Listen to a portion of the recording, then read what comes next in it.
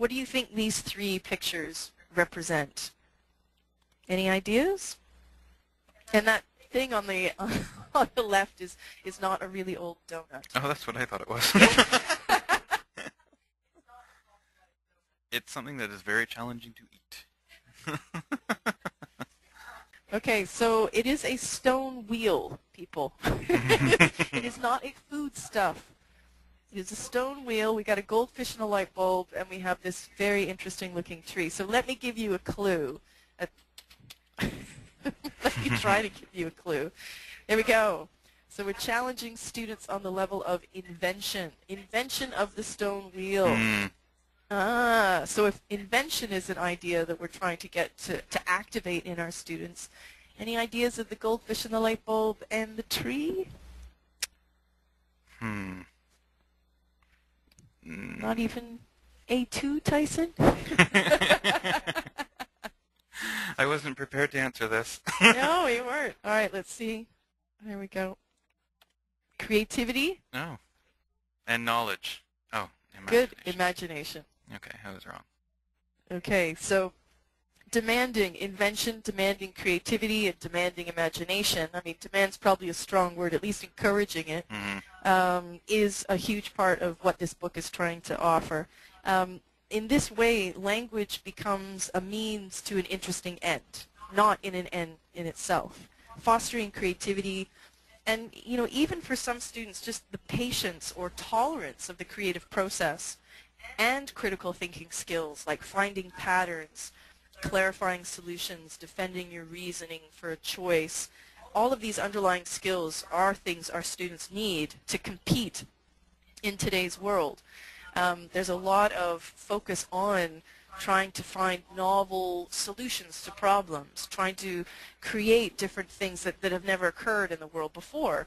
Inventions, all of this stuff are key employment and educational skills, and not a lot of activities, not a lot of resources necessarily tap into that. So that's another beauty of Challenge to Think. Okay, so here's the book. And I'm going to show you some activities from the book, and we don't have that much time, especially if I keep fading out and having to play with the microphone and volume again, so sorry about that. So we can't show you everything. So what we've done is I've picked out one activity from each of these sections. Okay, so the book is split into three parts. Part one is speaking, and you can see even through the titles, you've got puzzles, you've got trying to figure out causes and consequences, switching things over. With the three-item story is what we were already, what we did first with the dog with a bag on his head. Part two is reading and speaking. A big part of this is actually the psychological questionnaires. There's a lot of interesting kind of pop psychology stuff in this. And part three is writing and speaking. So you can see that a large focus of the book is actually speaking skills, and how you get there and how you activate them is, up to you based on whichever type of activity that you actually choose. Okay, so let's go on to one of my all-time favorite activities. Okay, now this one I absolutely love because it is the one activity that I found that best highlights the significant connection between function, context, and pronunciation. And it's nowhere else. No, I've never seen this anywhere else. And it's something that you as a teacher, you've come across in lessons and you want to teach, but you think, okay, where can I find an activity that does this? Absolutely. And here it is. Yeah, this is a beaut, I tell you. All right, now I'm not going to talk you through it too much. Let's just go through it as we would in a classroom with students, and let's see what conclusions you draw as far as how effective you see this, or if you agree with me, or if you don't agree with me, that's cool too. So let's look at that sentence on the left. Now, it's in quotations for a reason, because it's supposed to indicate this is something we're speaking. Now, what possible situations can you think of where somebody might say this? Which is where, so we're looking for at least 4 situations. What context, what situation would make somebody say that? And I'm not going to say it because the way I say it could give you a few ideas. But say it to yourself. Stress different words. Think about if you had said it angrily. Think if you add some emotion.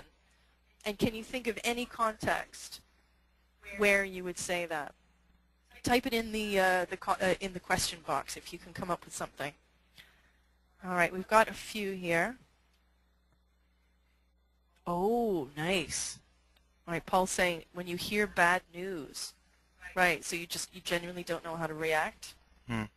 Oh, receiving a surprise gift, and I love the gift. Nice. Yep, Ada and Sharon both have the same idea. Same wavelength there. All right, can you think of any situations you might say this when you're actually angry?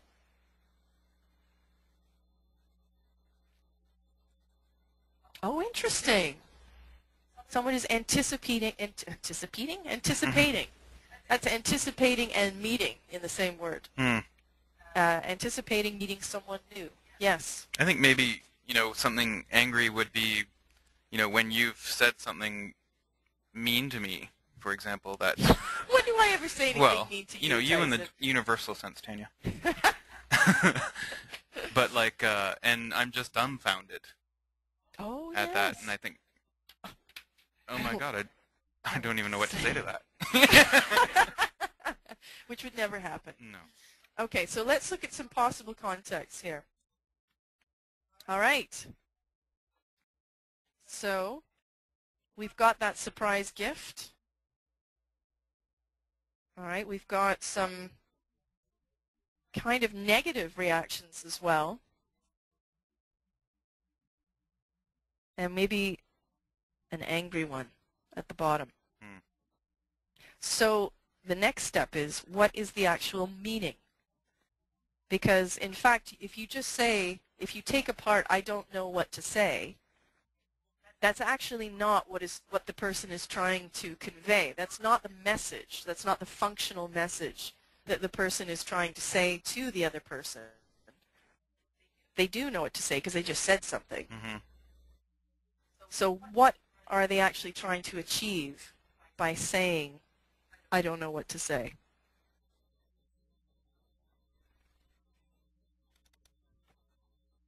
Any ideas?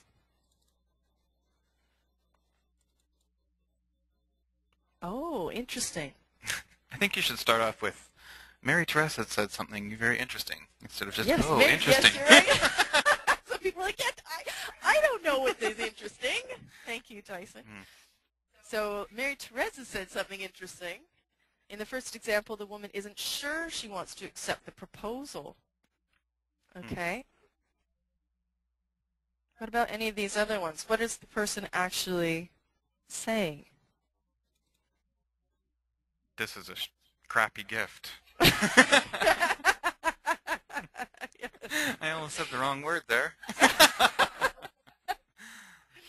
Excellent. That's what I meant. Yeah, sure. That would be the second one, in my opinion. Yes. Yeah, absolutely. What about the third one? What do you think? In the question box, what do you think the person really means to say? Yeah. I think that's kind of a tricky one. How do you put that into words? And I mean, often I think that we do let our intonation speak for itself, or at least unconsciously, how we use language. We let our intonation speak for itself. Yeah, exactly. I mean, we don't want to say something direct, really. That's right, but that does get the message across. Yeah, but it is direct, really. Yeah, exactly. So, yeah, Mary Therese, another great suggestion there. In that third example, the person isn't in agreement. Nice. Okay. All right, let's have a look. And Paul, shocked and disappointed there. Ooh. Nice. Okay, so we've got, we've got a few here. Okay. Now, the interesting thing is, so this one sentence means, I mean, we've just limited these to these four contexts and to these four meanings. I think there's probably many, many other ways that you could use I don't know what to say. But for our purposes, we're looking at these four. Do you say them all the same way?